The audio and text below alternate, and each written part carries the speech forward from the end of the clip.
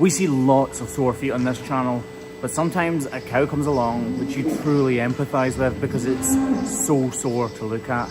This is cow 284's foot, and she's clearly really struggling with it. This is the Hoof GP. This is one case where we definitely don't need to point out which foot is sore. She doesn't even want to put it on the ground. And when it comes to walking, she's anything but a catwalk model as it stands. But hopefully, we'll get her a little bit closer by the end of this video. Once it's her turn, we get her up the race, into the crush, and get her foot in the air. And as you can see, it's completely covered in dried on manure. This is usually the case with cows like this. Because her foot is so sore, it's barely in contact with the ground, so any build-up of dirt just does exactly that. It builds up. Instead of being brushed off by the concrete that she's in contact with when walking, it just builds up.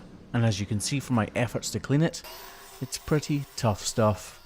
A couple of swipes with the grinder though, and we'll be able to see much more clearly what is going on. Throughout the entirety of this video, you'll hear her mooing in the background. She is uncomfortable. Lifting this foot up is causing her discomfort and a slight amount of pain. That's why I need to be exceptionally careful when it comes to this hoof, to not cause any more damage and to cause her as little pain as I possibly can.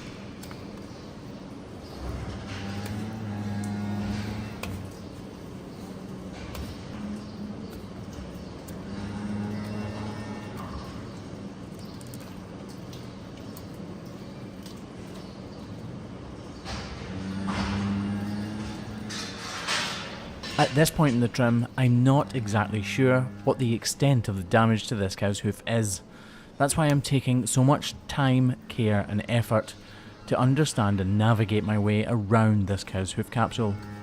Rather than taking big chunks of hoof horn away, I'm taking small, thin slithers and then re-evaluating the hoof with literally every single swipe of the blade. It may not seem it may not look like it, but trust me, after every little bit of hoof horn is removed, I'm re-evaluating what I need to do.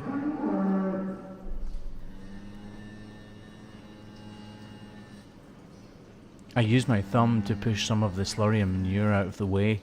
I could just use a jet of water, but sometimes in cases like this, even a jet of water can be enough to make the cow's foot bleed. Using my thumb, I'm able to feel exactly what is or what is not underneath.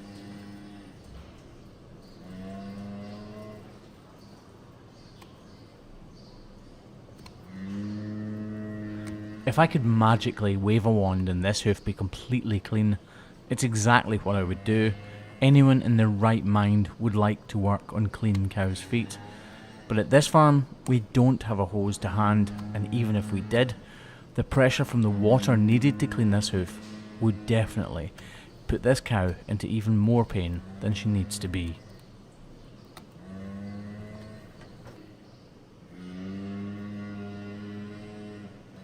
Just like an onion, there are layers to hoof horn like this. It stops growing, becomes completely detached, and then starts to regrow again. Then again stops growing, and each time that cycle happens, a new layer forms.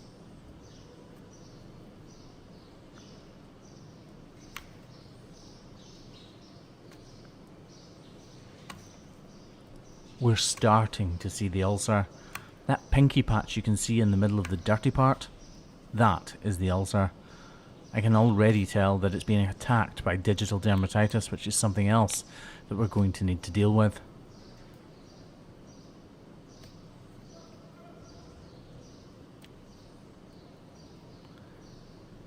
I'm using the hook at the end of my blade to separate the good horn from the bad and to peel away what I want to remove from what I want to remain. Hoof trimmers have a saying, it doesn't matter what you take away, it's what you leave behind that matters. Actually thinking about it, that probably transfers to a lot of things in life.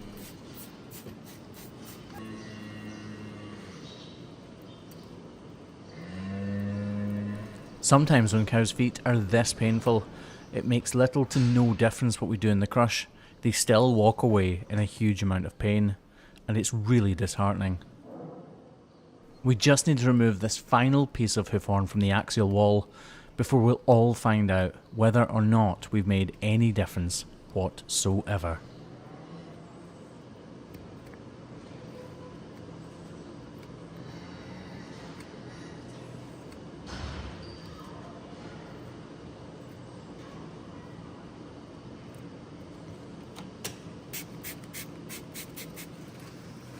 The key to ensuring things like this never happen is routine trimming cows' feet 2 to 3 times every single year. But sometimes systems fall down and cows can and do get missed. Right, the trim portion of this is just about over. All we need to do is prepare that outer claw ready for a block, wrap it up and see how she walks.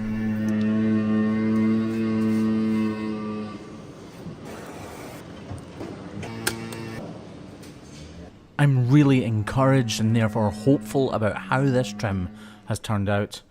It's really nice and clean, we've got great access to the ulcer, and this wrap should take care of any dermatitis.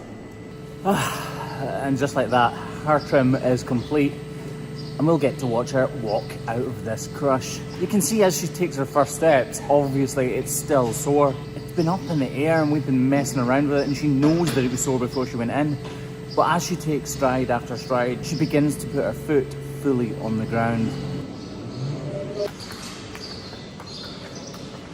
Eventually, it is fully on the ground. She now knows that she is in far less pain than she was just a few minutes ago. She doesn't realise this is the start of the road to recovery, but the start of the road to recovery this is. This cow will make a full recovery from this. Believe it or not, these problems are actually really easily fixed, which I for one am really thankful for, because it's not always the case. You've been watching the Hoof GP, and if you've made it this far, you should probably think about subscribing.